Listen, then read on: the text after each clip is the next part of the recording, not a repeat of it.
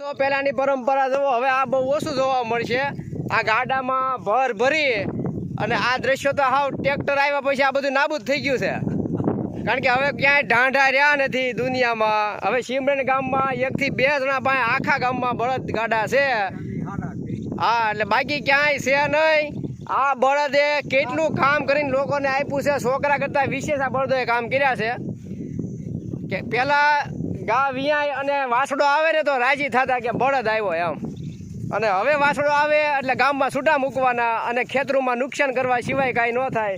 કારણ કે હવે આ ટ્રેક્ટર આવ્યા એટલે આ ઢાંડા ગાડીની વેલ્યુ હાવ એટલે હાવ જતી રહી છે।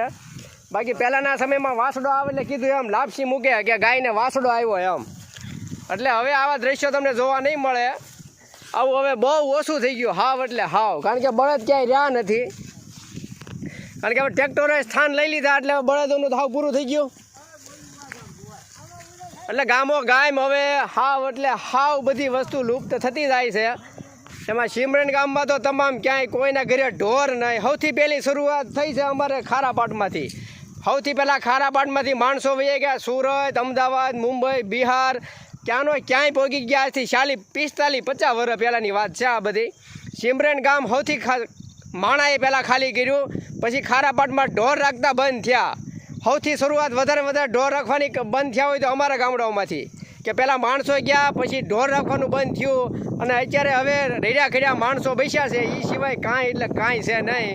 એટલે ગમે પહેલ થાય ને તો અમારા ખારાપાટમાંથી સૌથી પહેલાં થાય। કોઈ પણ સિટીમાં જવાની, કારણ કે સૌથી પહેલાં જો ગયા હોય ને બહાર તો અમારા ખારાપાટમાંથી ગયા છે। અને ખાસ અમારામાંથી આજથી 50 વર્ષ પહેલાં બિહારમાં ગયા હતા, જેથી કાંઈ ન મળતું ને એ સમયની વાત છે।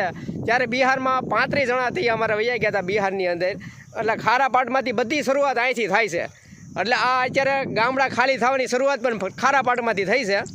એટલે ખારાપાટને બસાવવું હોય તો એક તો કાંઈક રોજગારી લોકોને મળે એવી એકાદી ફેક્ટરી આવે અને એકાદું સારું પાણી મળે તો કેનાલનું, તો ખેતી રહે અને બસે। બાકી હવે આ ગામડા ખાલી થઈ ગયા છે, એને બસાવવા માટે બહુ અસંભવ વાત છે। કારણ કે કાંઈ હવે રહે એમ નથી।